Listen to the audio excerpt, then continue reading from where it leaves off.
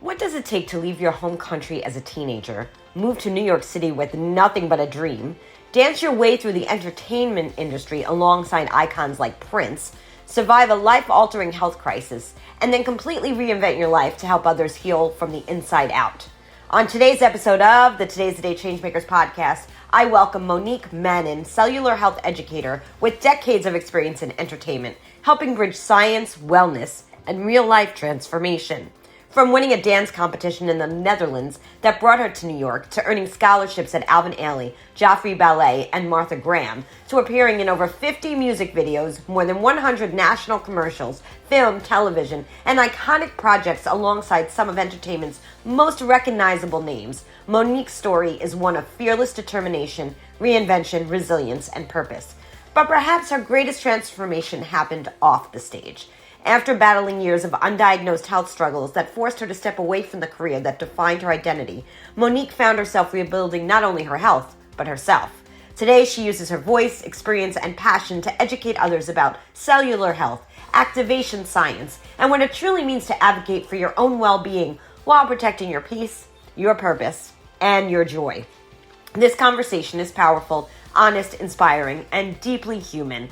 Thank you so much for tuning into the Today's the Day Changemakers podcast. And if today's episode inspired you, moved you, or reminded you of the power of reinvention, resilience, and connection, stay connected with us. Follow us on Facebook and Instagram at Today is the Day Live It, and subscribe to our YouTube channel, Today is the Day Changemakers, for more inspiring conversations with voices creating impact around the world. And if you haven't gotten your copy yet of Today is the Day Live It, featuring courageous stories of leadership, transformation, resilience, and of course my favorite word, connection, you can purchase it online through Amazon, Barnes & Noble, Walmart, Target, and many other retailers. Because sometimes the most extraordinary transformation begins with one fearless decision to bet on yourself.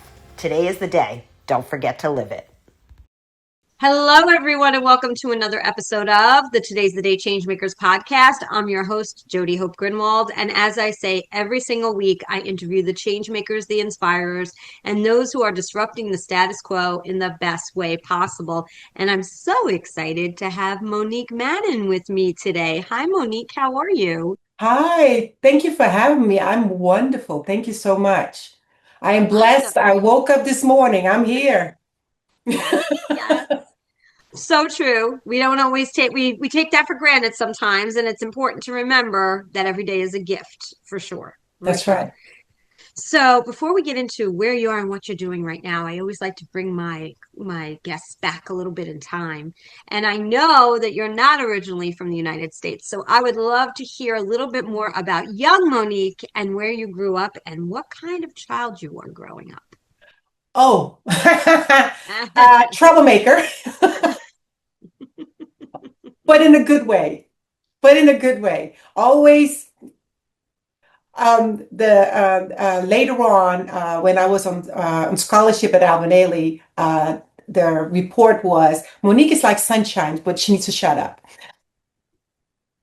So I grew up in the Netherlands. I started dance when I was 6 years old, and I won a dance competition, the Saturday Night Fever dance competition, and the prize was a trip to New York. Meanwhile, I was already doing TV shows, and I was a teenager. I was already doing TV shows in the Netherlands, and a show called Top Pop, and I did the Willem Nijholt special. And then when I won the dance competition, I was like, oh my goodness, my dance teacher was my chaperone with my dance partner because we were teenagers, and the prize was to go to Studio 54. Oh, great. I know. But anyway, I went to see Broadway shows. I went to see Dreamgirls, West Side Story, Bob Fosse's Dancing, and I went to see Alvin Ailey, and I literally was like, OMG, dance heaven. I'm in dance heaven. And I decided that's where I have to be. This is where I must be. And my mom, when I told my mom that, I had parents from other dancers call my mom. It's like, don't let her stay there. Don't let her be there because, she's not going to make it. There's so many dances there. There's so many dances there. There's no way she'll make it there. And my mom got afraid and she was like, you know what, Monique, I'm not supporting you. Get your butt back. And she did that basically because she was in fear and tried to scare me. And I was like, Mom, I'm staying. This is where I have to be. This is where I must be, and I get a job. And when she saw that I was serious, she helped me. Of course, she helped me, of course. And I stayed at the Vanderbilt YMCA where the manager took me under her wings because on our journey we all have our angels, right? We never we never rise by ourselves. We always have angels helping us, and she was my one of my first angels in America. She gave me a job, watched over me like a mama bear. Yeah, I was very blessed, and especially I got in New York in 1980. That's when New York was a hot mess. And Alvin Ailey was right in the middle of the hot mess because it was 50th Street and Times Square was the worst, prostitution, drugs. Yeah. But I literally Right. was like this, tunnel vision. And I got scholarship at Alvin Ailey, Joffrey Ballet, and Martha Graham. And I literally was like walking everywhere with my tunnel vision and not being bothered. And then I learned the body language that you have to have in New York when somebody looks at you funny or somebody says something. What? Yes. What do you want? No, I do the no eye contact. Just keep going. Oh my goodness. I mean, incredible journey. When you were growing up, though, just a quick question. What did you think you were going to be when you grew up? Uh, you know what? I first was in fashion. I love fashion. I would take sheets and dye them and then make a skirt out of it. I was always in, I loved art. I love arts. But I love, my first love was fashion. And then dance was second.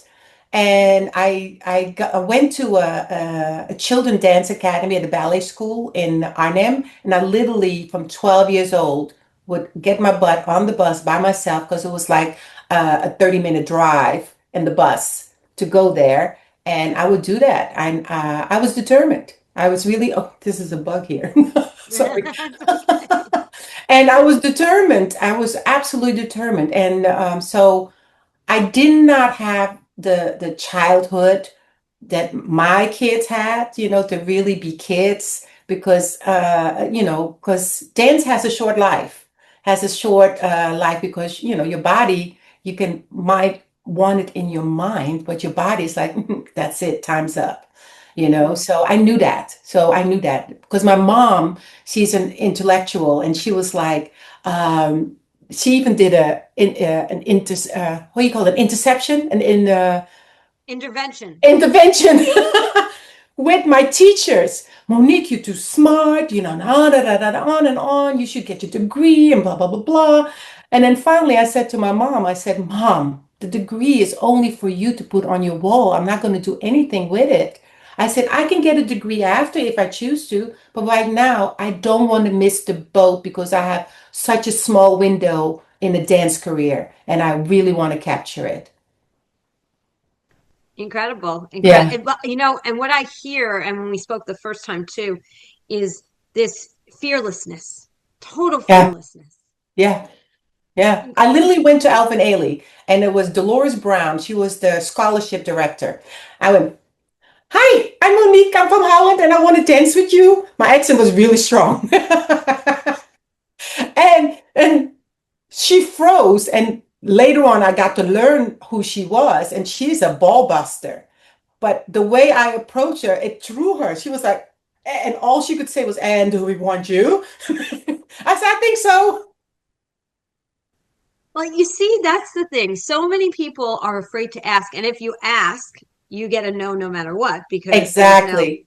no opportunity there. But if you go at it and about it with a confidence, and if you listen, you got a yes, which was amazing, and it doesn't happen for everyone. But if you don't ask, it's not going to happen. Well, I had to Period. audition. I had to audition. I had to audition. She didn't just say yes. I had to audition. You had to go through the whole process, but Of you got course, yourself of there. course, of course. And then another one that I did like really balls because I was touring Israel with a show. I was a lead in a show and I was touring in Israel. And the movie Chorus Line was on the eighth callback. Eighth. And I was like, oh my goodness, if I would have been in New York, I would have been in that eighth callback, right? In my heart, in every pore, not because I'm cocky, not because, no, I'm passionate about it. And I really believed in every being of me that I would have been there if I was in New York. And I literally went to the eighth callback. And the way they are, they have a table right by the door. And there's always a lady or a gentleman watching that door like a hawk. And they go like, "Oh, what's your name?" I gave her my name and she looked through her list and said, "Well, you're not on the list." And I looked her straight in her eyes. "Oh, well, I should be." And she went like this. She said, "Okay, go in." I got the job. It's incredible. And Yeah. and you've gotten to work with some incredible people, names that Yes. people will know. And so if you don't mind sharing a little bit of that, because people love to hear it, all of course, all the recognizable names. But we Yeah. also know that they're just people. They're not. Exactly. Exactly. Well, you have to understand 80s, 80s, 90s is like the whole star thing wasn't there, right? So I remember I was sitting in a rehearsal room in the hall in the lobby, sitting right next to Liza Minnelli, and it was not Liza Minnelli, Liza Minnelli. No, it was Liza Minnelli, the artist, next to Monique, the dancer. It was just, hey, how you doing? Blah blah blah. Having a good time. So it was like. It was a camaraderie. It was a mutual respect for one another, but it was never you you here and you there, you know what I mean? And so I grew up with that, so it served me amazingly because later on I would ask producers like, why you keep hiring me? And they would say, because you're delivery girl, you're not starstruck, you show up, you're on time, and you deliver.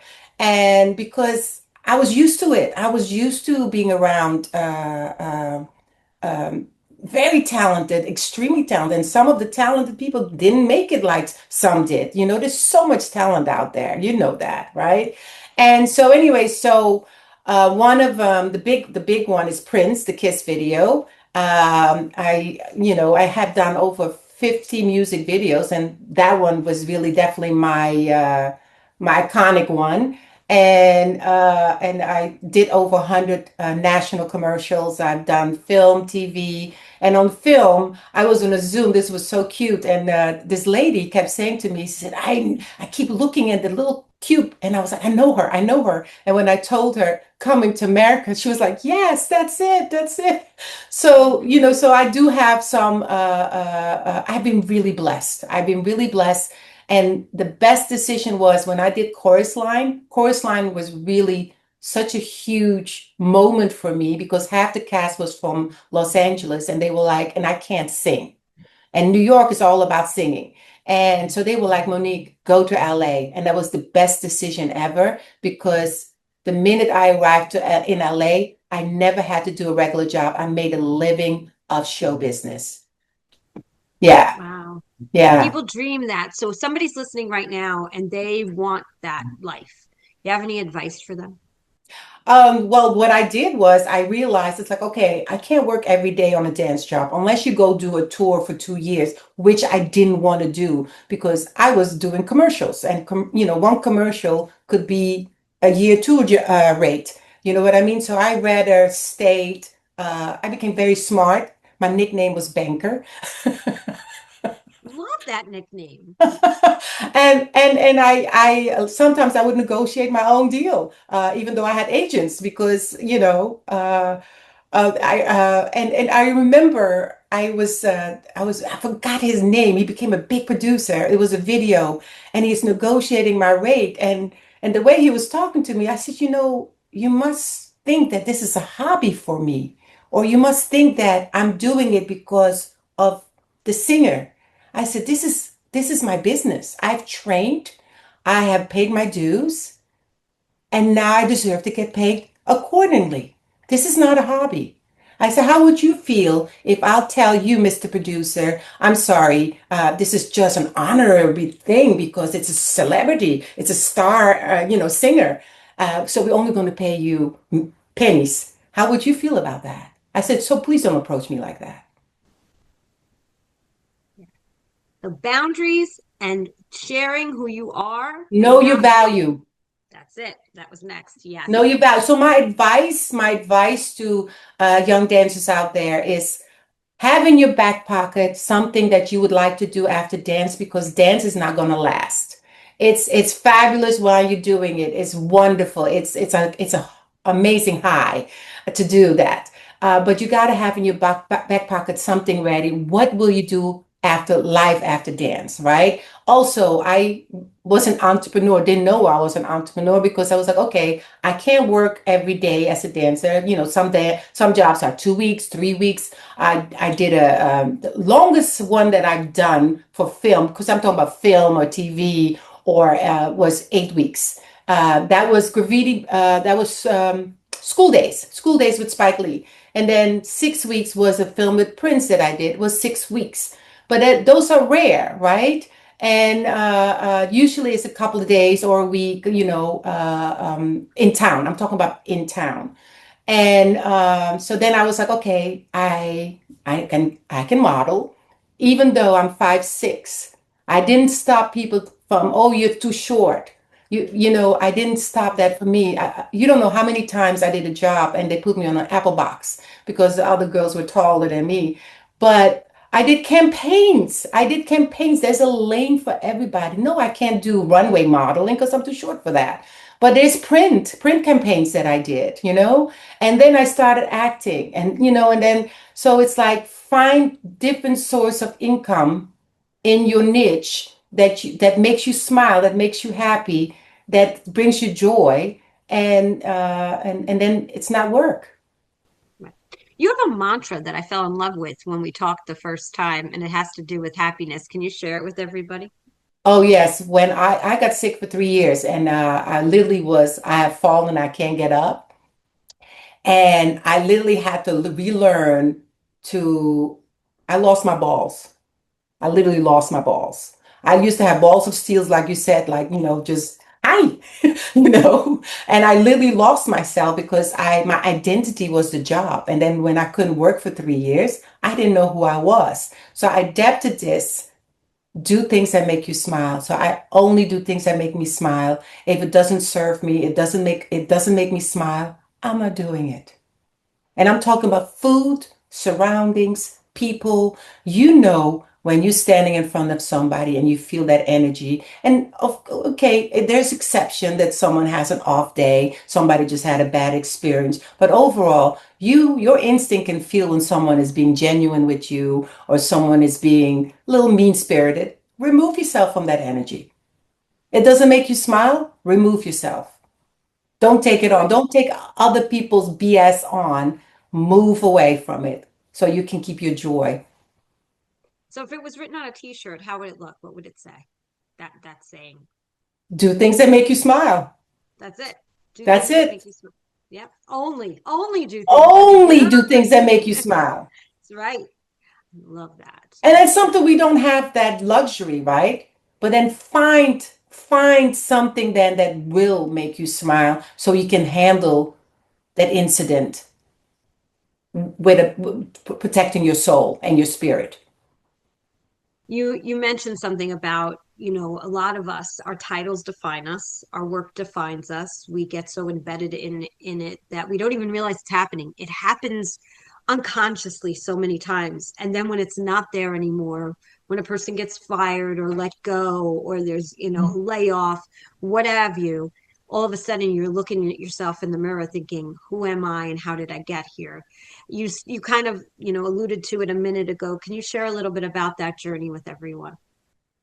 Yeah, and you know what? And I start seeing dancers in New York, beautiful dancers, work their butts off, and I start seeing them going in depression because they used to get the applause, they used to get the jobs, and then there was nothing left, right? So I I've been talking about it. I've talked about it for years that I wanted to do a documentary on life after dance. I wanted to be like a tool for put sunshine to the person that has done and let people know this person did this, that, this, you better recognize. And also a tool for the upcoming dancers like, look, yes, do the dancing, but have something to fall back on, you know. So then, for years I've been trying to do it, right? And I was part of Filmmakers Alliance, and there was a producer there that said to me, he said, Monique, you're not going to make money off a documentary, one. And two, what you're trying to do is reach as many people so people can see the flowers you to who you're giving it to, right? I said, so do YouTube. So I did a YouTube show that I started, and it was "Tell Me Your Story" with Monique Mannen. And in my health and wellness business, I was getting so many testimonials that I was like, wow, everybody has a story. So it started out that I really wanted to give flowers to people that have paved the way, because we all have people that paved the way for us, right? We all have them, but the new generation don't know them. So I wanted the new generation, or people that don't know about them, to know about them, because they deserve it. That's wonderful. In a world where trust drives decisions and relationships matter more than transactions, disconnection is something businesses simply cannot afford. I'm Jody Hope Grinwald, a leadership and connection strategist, and my work is different because I don't offer just a single framework or surface level fix. I bring an entire ecosystem built on connection with me. I work across leadership, career transition, teams, and client relationships, helping organizations rebuild trust where it may be strained and design their work so disconnection doesn't happen in the first place. Because when one link is off, it affects everything, and sustainable growth depends on keeping those connections strong. To learn more or inquire about me speaking at any of your events, reach out to me at Jody, Jodi, at todayisthedayliveit.com. And then, in your bio, you talk about after struggling with undiagnosed eczema and arthritis for 3 years, you were introduced to activation science by the late Dr. Chesney, chief of cardiology at Centinela. Is that correct? Centinela Hospital, yeah. And then he became the Hospital. chief of Centinela Hospital. Yeah, and I literally, because I tried everything under the moon. I spent a fortune, and I was desperate, so I said yes to everything. And one of the everything had me allergic reaction, and I wind up in the hospital, and they put me on a steroid in the drip system. They gave me 10-day pill supply of steroids and steroid cream and sent me home, and still didn't know what was wrong with me. And trust me, they did every test under the moon. And they even quarantined me because they didn't know what it was. And so finally, I had a dear friend of mine call me and said, you need to hear what Dr. Chesney has to say, because I found something, because it helped her horses. Believe it, it helped her freaking horses. Yes, yes, her horse with arthritis. Yes, all of a sudden the horse was being leased out again. So I was like, okay, I'm going. And I went and I heard Dr. Chesney share the science about activation, how your body, there's pathways in your bodies, right?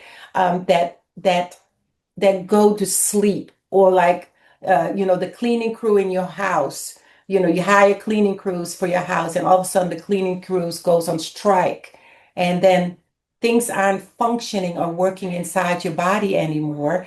And so what this does, it activates. It's like it activates your body like a light switch that turns back on in your body. Let's get back to work on your behalf, because it's always better for your body to make it instead of you taking something, to taking like a supplement. A supplement is like one and done.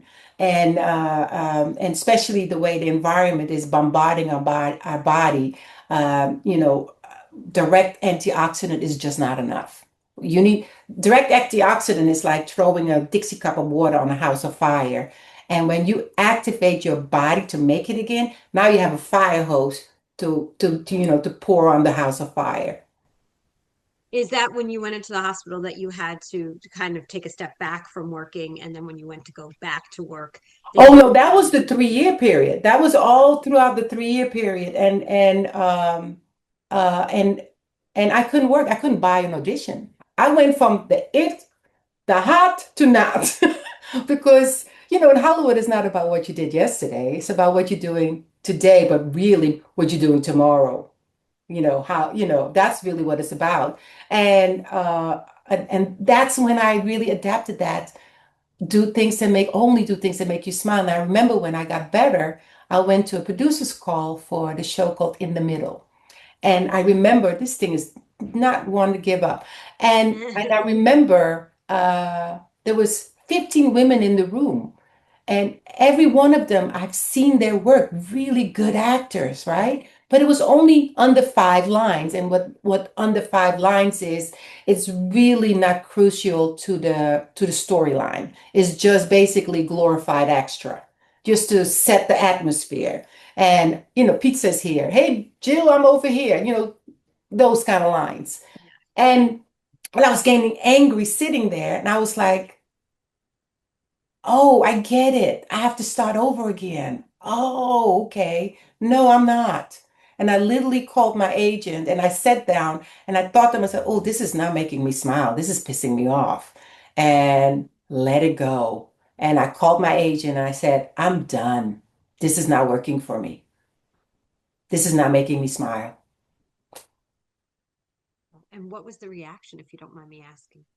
Well, she kept sending me, and I remember me and my husband were going on vacation, and she called. She said, "Monique, it's a lead in a movie," and I stopped. The initial reaction was like, "Ooh, lead," and then it sank in. I was like, "No, I'm good. Thank you so much." My husband was like, "Are you sure?" I said, "I'm so positive." And mind you, I still do it because I had a producer call me that. He wrote he wrote a role for me to play his mom, and he called me 4 times before I said yes, because I was like, no, I don't want to do this anymore. There was also, I got dropped by my agent after 20 some years. Didn't, no loyalty, so there was a little bitterness in me that I really didn't want to be bothered with Hollywood. No loyalty. So when he did that, it touched my heart so much. It literally melted my hardened heart about Hollywood. It melted me, and at first, the 4th time, I was like, I just want to say thank you.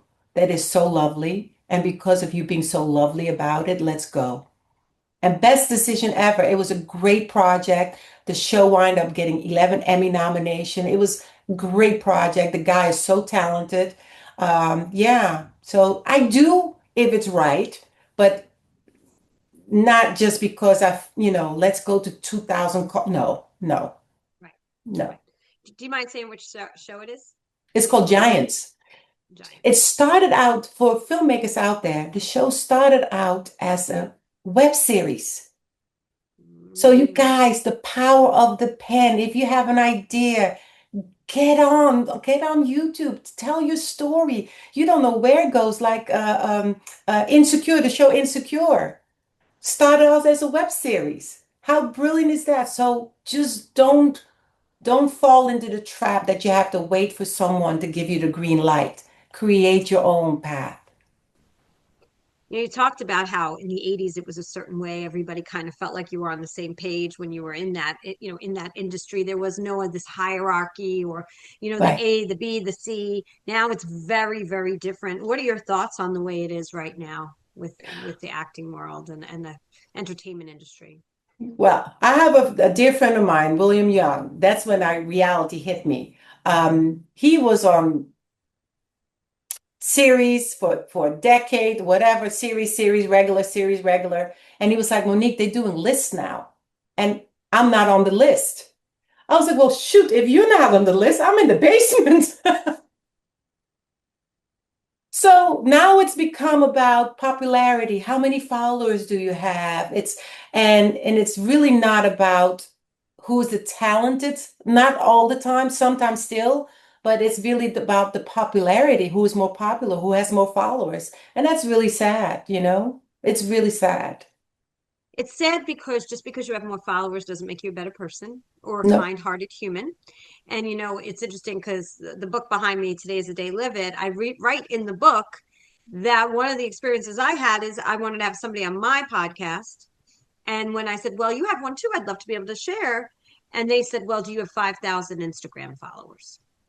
And so, you think about, you start a podcast, you write a book, I run a nonprofit, you've got all these things that you've done. But if it's not enough to showcase in the popularity contest of what feels like still that high school, the table where all the Right. popular people sit, Right. that's how it feels. We have all adapted to the popular, who's the popular table, and that popular table Right. is representative of TikTok, Instagram, Facebook, and any other social media platform. And that's Right. sad. And It is really that sad. And you see it when you go to functions, right? When you go to function, people are like really scoping the room. Who can serve me? Who can serve me? It's not about real connections anymore. And I'm not generalizing because of course there's still people out there that do want the real connections. But what I've noticed, I'm good. No, thank you. I'm good. I don't want that fakeness. No, thank you. No, it comes a point in time, and I'm so with you on this. It's like when you're talking to somebody and then they start looking over your head to see who's better to speak to. They like this. Uh-huh. Uh-huh. Yes, and and there's once in a while I've noticed I have to be careful. I had to learn to be careful because you start following the trend of and I'm like, no, that's not who I am. That's never who I'm going to be. I don't care if you're whomever you are across the room. If I get to you, I get to you, right? That's right. That's the whole key. But you also say you're bridging science and personal transformation to elevate how we think about health, starting at the cellular level. So this is a difference from where your career started. You're transforming into Monique in your second act here. And tell us about that. Yeah, so now I'm a cellular health educator. And also, my goal is I educate people about here, there's another option. Your body is a miracle body and can heal itself. It has different pathways that can get activated and work on your behalf again. And at least know the information, but then become your own health advocate. Like when I was going through my journey, I was just like, okay, okay, okay, not reading the side effects, not reading, do I really want to do that? Because the side effects are worse than my symptoms, So really ask questions. We have grown up. Well, I was grown up to believe that a doctor's almost like a god. What he says goes. Boom. And I'm not knocking doctors down, but it's also we have the right. We know our own body, especially women over 40s, when they go and tell the doctor, this is what I'm dealing with. Oh, that's just age. Bull crap. Or stress. You must be stressed. And then send you antidepressant. Come on. They so quick. Yep. So Come true. on. But Dr. Chesney became a mentor. And what he was saying to me, he said, Monique, what you have to understand, doctors go to medical school and their training is this is the disease, this is the medicine. That's all they know. This is the disease, this is the medicine. This is that's all they know. And it's like, so my wish, and I see it happening because I'm getting health wellness centers and doctors and health professionals on board with this concept, with this implementing this science of activation in their practices, and because one of them, one of my partners, she owns 6 pain management centers. And she got tired of seeing her patients on 18 different medications. And she literally was like, why are you on 18 different medications? This is ridiculous. So she became an integrative medicine, got her degree in that, and really felt like there has to be a better way. I can't just keep putting band-aids. Let's deal with the root cause. And that's what activation is. It's about dealing with the root cause. It's wonderful. Where can people find out more about you and more about what you're talking about in regards to health and wellness? MoniqueMannen.com is a great start. And then you can send me an email at Monique@MoniqueMannen.com or write on the site. And let's connect. And then also, if you're open to learning about activation, let's book right there on my website, you can book an activation session so I can show you what activation is. And then you can decide if it's if it's a good fit or not, or if you want to implement it or not. But at least now you know. And once you know, you can't undo knowing. I love that. And obviously, eczema, arthritis, I have eczema. People are dealing with that every single day. And so if there are things that we can do that are more, activation wise, as opposed to putting a band-aid on things, I think it's always Right. good to just learn. It may not be for everybody, but for those who need it and want it, it's there. And knowing it's there is the first step. Right. But also what they can start with is a lifestyle change that we have to adapt to, right? Sleep. Your body recovers when you sleep. Drink water. Eat whole foods. Especially now. And there's this thing in the supermarket. I forgot what number it is. If it's a number 8 or a 4, it's like they have sprayed it with something so it can last for weeks and weeks and weeks. So now you have destroyed all the nutrients in it, right? Because a fruit or a vegetable is not meant to last for weeks and weeks and weeks, No, not at all. right? And that's chemicals that you're putting in your body. So that's what I mean. Become your own health advocate. Read the labels.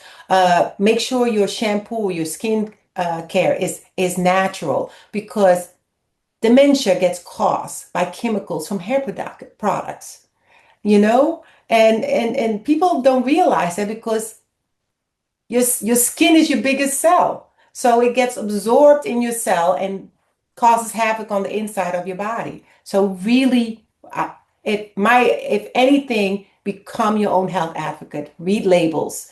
If you can't pronounce it, don't eat it. Don't put it on your body. And also, there's a free app called Think Dirty. See if your product is dirty. That's how I found out. I used to use this product called Pantene Botanical for curly hair. And I found out they have an ingredient in there called MIT. That causes dementia. And I can't even pronounce it. Mythical, ga, ga, ga, ga, ga. But I think I've seen it. Yeah. Google MIT, an ingredient in hair care, and you'll see it's horrible. And it's not just Pantene that does it. It's a lot of products that use it. So just make sure, check if your product is green. If it's green, it's good for the environment, it's good for you, and good for your health. And that app or that website is Think Dirty. Think Dirty. I like it. I've never heard of it before. Hey, it's a gentleman. His wife had cancer, and he wanted to find healthy, clean products for his wife. That's how he created that.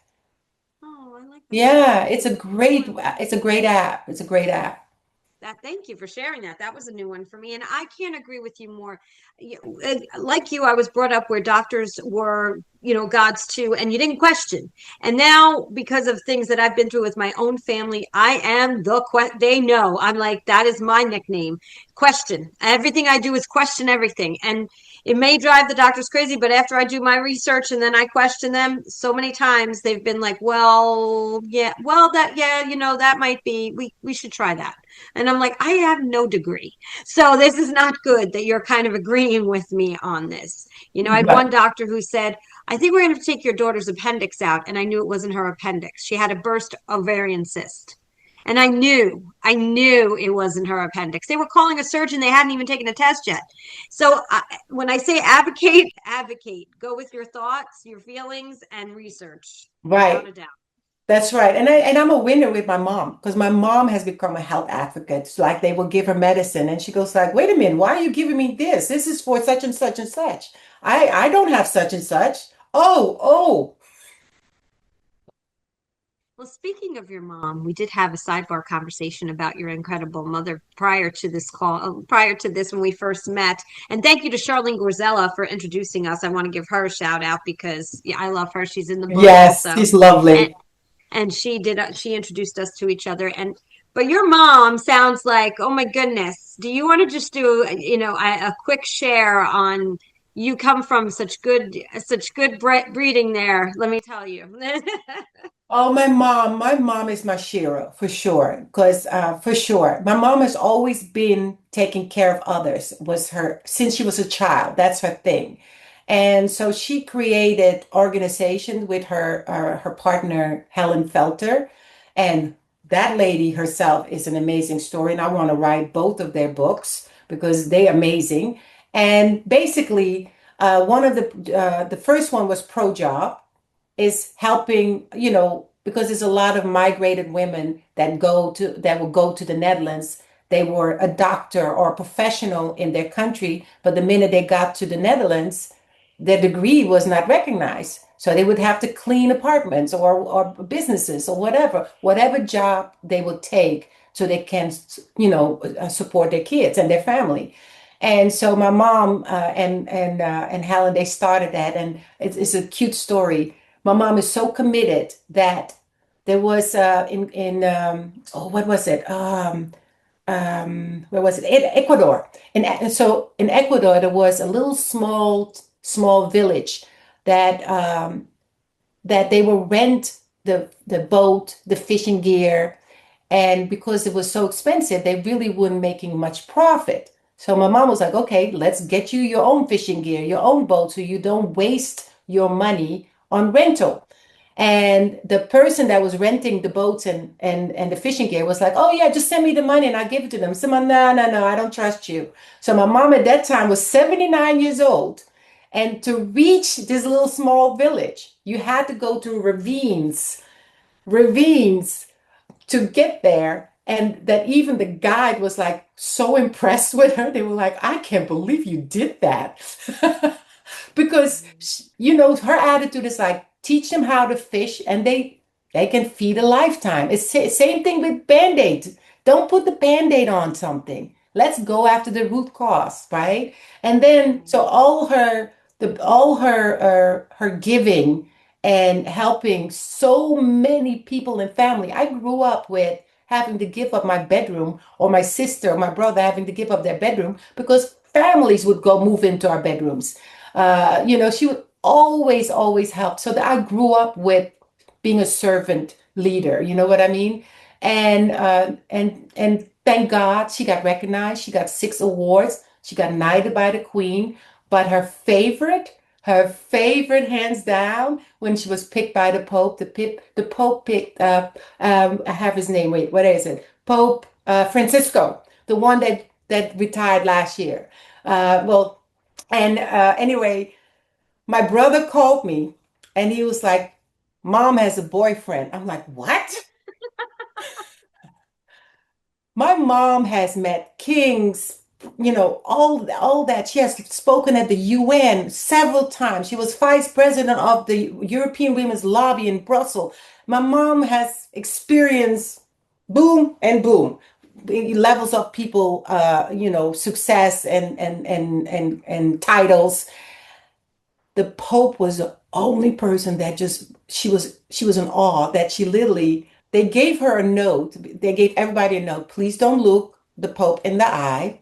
Bend, bow your head. But she was so mesmerized because she said his eyes were so black that she was mesmerized, and she was just mesmerized in his eyes that somebody pushed her head down.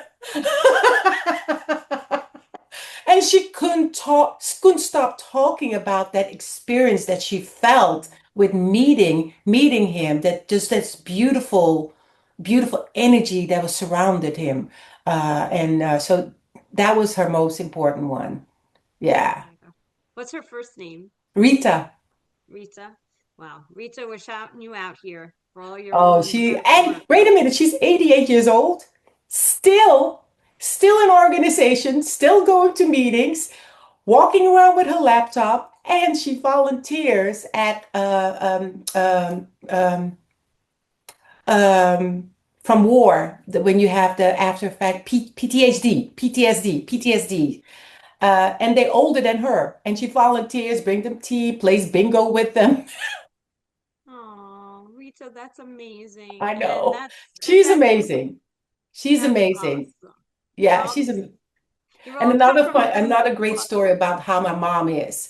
I had a friend of mine with her 2 daughters from Utah, staying at my mom's house, and I was there at the same time as well. But I was out of town. I was away, and I came home, and my nephew picked me up from the airport, and he was like, oh my, that's what we say, Grandma. Basically what your mom did this time. Oh, he was just like, oh, he said, wait till you get home. Wait till you get home. My mom, she saw this German guy at the library sitting on the floor, and she sat on the floor with him and asked him questions. She was like, "Show me your passport." Asked him questions. Turned out because there was a scam going on, and it's not just in the Netherlands, it's all over the world, that they get these students to come work for them. And literally, when it was time to pay them, they would go like, "Oh, okay, I have to pay taxes. I'll pay you next week." Next thing you know, 2 months go by, and the person has no money to go back to Germany. So he was like, "I have no money, blah blah blah." So my mom is just asking him question. Took him to her house, did his laundry, let him have a shower and everything.